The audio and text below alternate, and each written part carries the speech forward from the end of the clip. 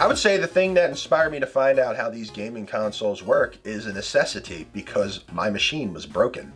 Everybody's machine in the entire, area was broken. Nobody's Nintendo worked. Everybody was blowing in their games. So I said, all right, let's start ripping these suckers apart and see what's going on.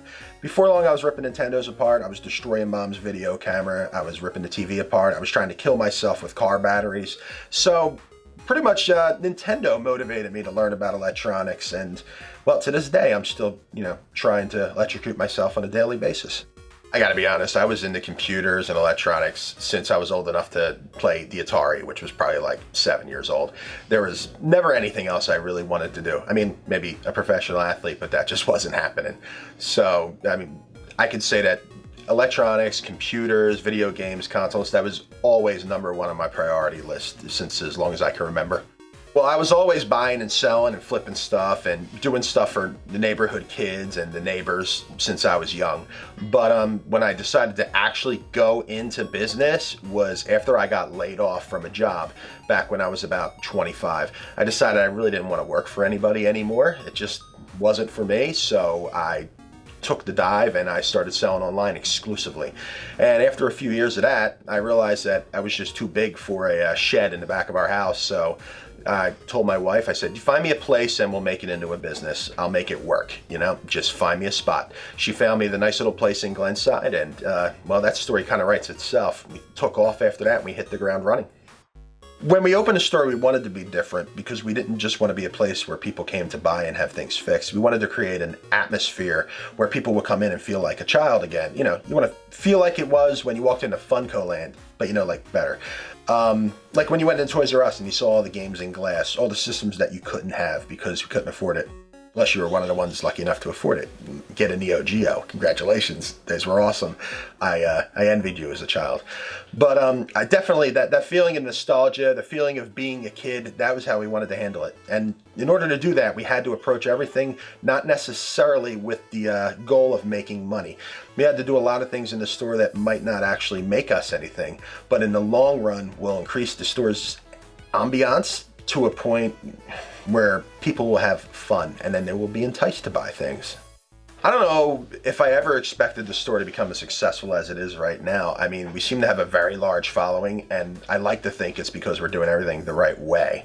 But I mean, if you would have told me that I would still be running 7 years after we opened and still have the opportunity for more expansion and to bring more people in on a daily basis, then I would have been absolutely ecstatic. So I never really expected to get quite this far with it. I'm overwhelmed by the support people have shown us, and I'm really lucky every day to be able to go in there and be around all the stuff that I grew up with and all the things that I found joy in as a child.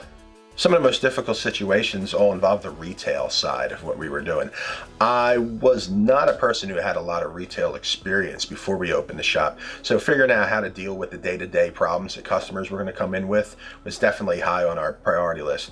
Also, I mean, there's a lot of people who unfortunately, try to get over on retail businesses, and trying to decipher who had legitimate problems and who just wanted, special treatment, as it were, was, difficult. We try to treat everybody with the utmost respect and take care of their problems as necessary.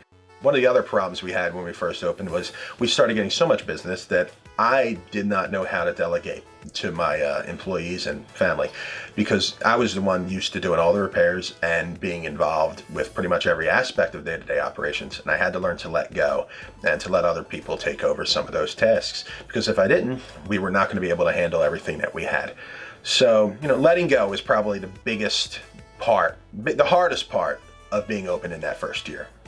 Well, to be honest, when I started, I did not think I would be as involved in the community as I currently am. I always wanted to be involved, and I wanted people to accept us in these collectors communities, like with the videos and all that, but I wasn't completely familiar with a lot of it when I started. I got pulled in when a few friends started coming around and started telling me, hey, you were mentioned on here, you were mentioned on there, and that's when I decided to start inviting these people in. And everybody in the community has been incredible. I gotta be honest with you. Some of my best friends now I met through the communities and through having the store. And the videos that we've done together are a trip. I gotta be honest, a lot of these guys are hysterical. So I did not foresee us becoming as big in the gaming community as we did, especially in the Philadelphia area. Well, after being in business for about 7 years now, I'd say my favorite part about owning a business is my day-to-day interactions with the customers.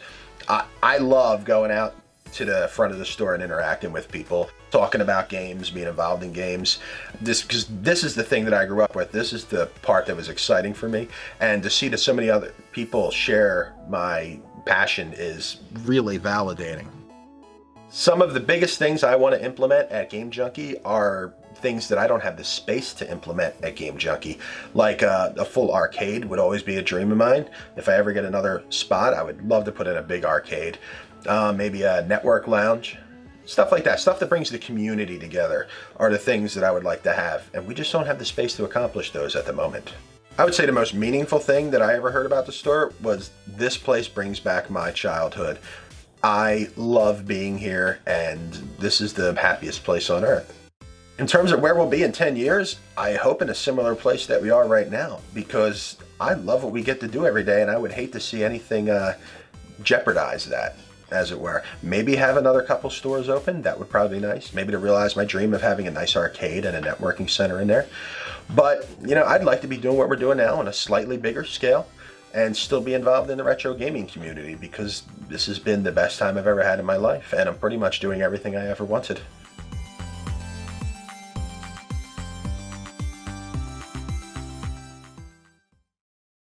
My favorite employee at Classic Game Junkie that I ever worked with would have to be me, because nobody does all the things I want done better than me. And if I want it done right, me should do it. So definitely me.